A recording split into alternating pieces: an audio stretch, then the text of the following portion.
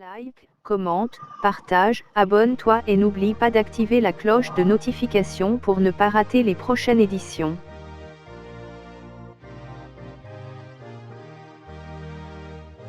Lundi, 13 septembre 2021 de la Féerie, 24e semaine du temps ordinaire année impaire.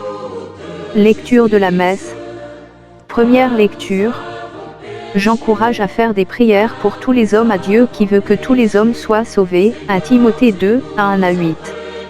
Lecture de la première lettre de Saint Paul apôtre à Timothée. Bien-aimé, j'encourage, avant tout, à faire des demandes, des prières, des intercessions et des actions de grâce, pour tous les hommes, pour les chefs d'État et tous ceux qui exercent l'autorité, afin que nous puissions mener notre vie, dans la tranquillité et le calme, en toute piété et dignité.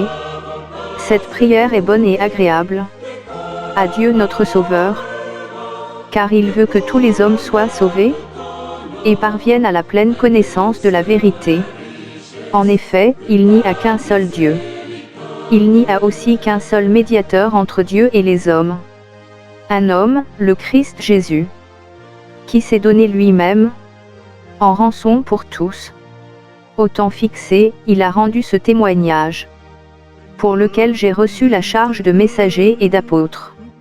Je dis vrai, je ne mens pas. Moi qui enseigne aux nations la foi et la vérité. Je voudrais donc qu'en tout lieu les hommes prient, en élevant les mains, Saint-Mont, sans colère ni dispute. Parole du Seigneur. Psaume 27, 28, 1 AB.2, 7, 8 à 9. Béni soit le Seigneur, qui entend la voix de ma prière. Psaume 27, 6. Seigneur, mon rocher, c'est toi que j'appelle. Ne reste pas sans me répondre. Entends la voix de ma prière quand je crie vers toi. Quand j'élève les mains vers le Saint des Saints. Béni soit le Seigneur, qui entend la voix de ma prière. Le Seigneur est ma force et mon rempart. À lui, mon cœur fait confiance. Il m'a guéri, ma chair a refleuri. Mes chants lui rendent grâce.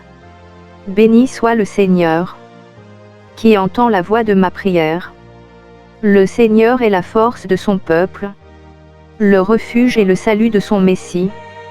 Sauve ton peuple, bénis ton héritage. Veille sur lui, porte-le toujours.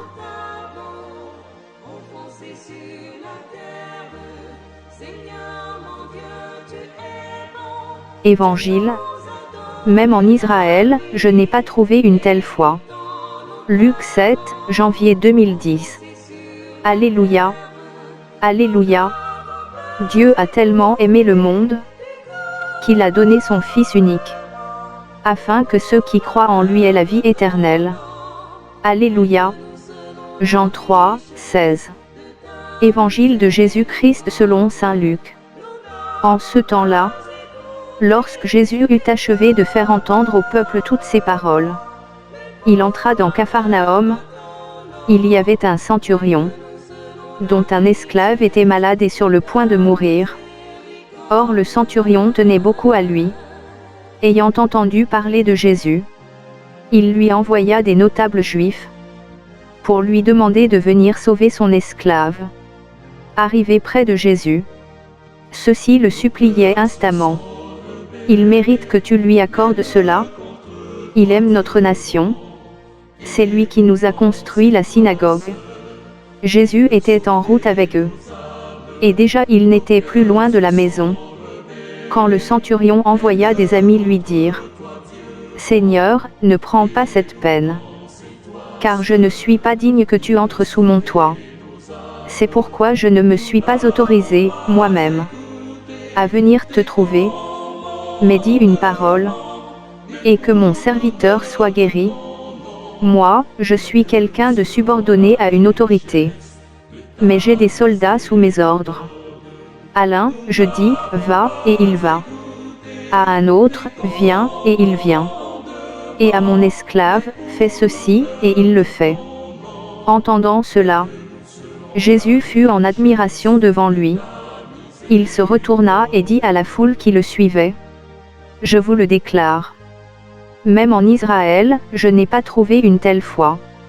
Revenus à la maison, les envoyés trouvèrent l'esclave en bonne santé. Acclamons la parole de Dieu.